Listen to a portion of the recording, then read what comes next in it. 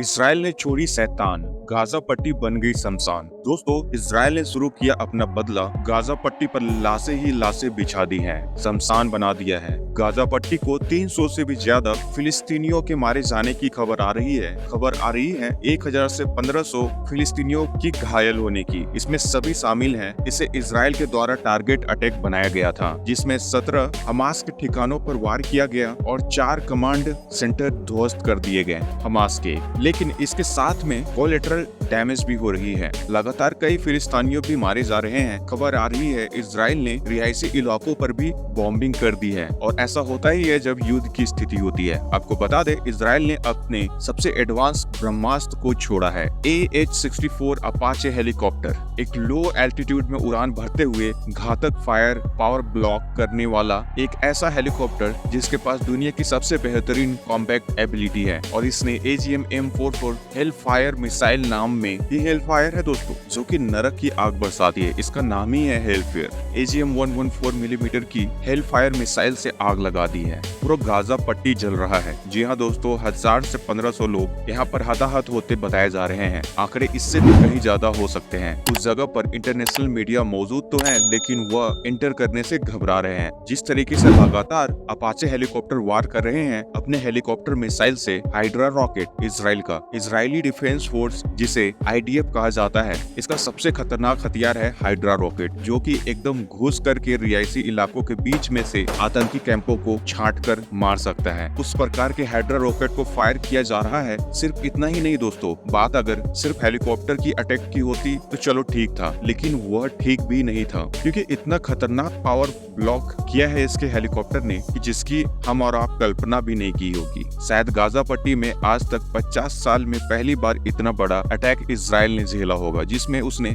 7000 Hamas के rocket को अपने ऊपर झेला और अब एक साथ मिलकर बदला ले रहे हैं। गाजा पट्टी से हेलीकॉप्टर के साथ ही, जी हाँ दोस्तों, इजरायली एयरफोर्स ने F-15, F-16 और F-35 सबसे अत्याधुनिक 5th generation aircraft, combat aircraft का इस्तेमाल किया है, और इनके माध्यम से लगातार बॉम्बिंग हो रही है। अब एक बार सोचिए, F-15, F-16, F-35 ये 5th जनरेशन कॉम्बैक्ट एयरक्राफ्ट है जो कि अमेरिका के द्वारा बनाए गए हैं, और इसका इस्तेमाल छोटे से इलाके में बमबारी करने के लिए इसराइल बहुत ही गुस्से में, और इसराइल के समर्थन में कई बड़े देश आ चुके हैं, क्योंकि यहाँ पर शुरुआत ही हमास के द्वारा की गई है। और हमास ने लगभग 7000 रॉकेट, कल तक खबर आ रही थी 5000 रॉकेट दागे हैं, लेकिन 7000 रॉकेट दागे गए हैं। और आपको बता दें, तेल अवीव तक, जो कि राजधानी है इसराइल की, वहाँ तक भी रॉकेट की मार पहुंची है, और अब वहाँ भी काफी ज्यादा नुकसान हुआ है। इसराइल हतप्रभ है, स्तब्ध है।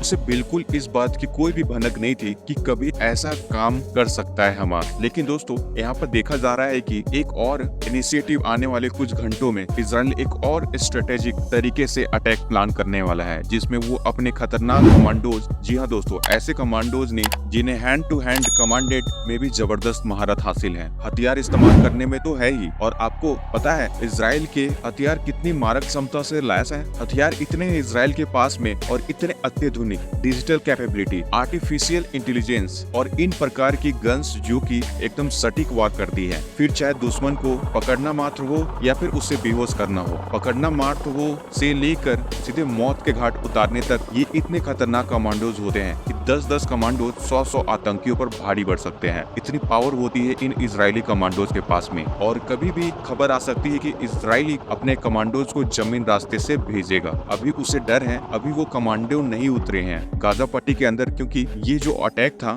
ये प्री प्लान्ड, सोफिस्टिकेटेड, एकदम कोऑर्डिनेट अटैक था इसराइल के ऊपर में। और डेफिनेटली हमास वालों ने ये सोच रखा होगा पहले ही, हम 5000 पहले रॉकेट दागेंगे, फिर 2000 रॉकेट दागेंगे, फिर हमारे लोग अंदर घुस जाएंगे। उसके बाद डेफिनेटली इसराइल चुप बैठने वाला नहीं था। इसराइल भी आएगा, अटैक करेगा। ऐसी स्थिति में इसराइल के कमांडोज एंटर करेंगे गाजा पट्टी में। जमीन रास्ते से थल सेना जब उसकी घुसेगी तो उन्हें एम्बुश करके कैसे मार गिराया जा सकता है, तो वहाँ पे एक डेथ ट्रैप हमास ने जरूर लगाया होगा। इस बात की जानकारी मोसाद दुनिया के सबसे खतरनाक खुफिया एजेंसी जिसे इजराइल की थी, जो अब फेल हो गई है। यहाँ पर कहा जाए तो उसे डेफिनेटली इस बारे में मालूम होगा कैसे वहाँ पर एम्बुश लगाकर बैठे होंगे हमास की ओर रिजर्व फोर्सेस, जो घात लगाए बैठे हुए हैं कि अब यहाँ पे एंटर करेगी इजरायली फोर्सेस बदला लेने के लिए और हम भी यहीं पे सुला देंगे। गाजा पट्टी में अगर फिलिस्तीन के लोग की कब्रगाह बनेगी तो यहीं पे दफना दिया जाएंगे। इजरायली कमांडोज की खबर इस बात को बहुत अच्छी तरीके से इजरायली समझते हैं, इसलिए इजराइल तुरंत अपनी लैंड फोर्सेस को अंदर भेज नहीं रहा।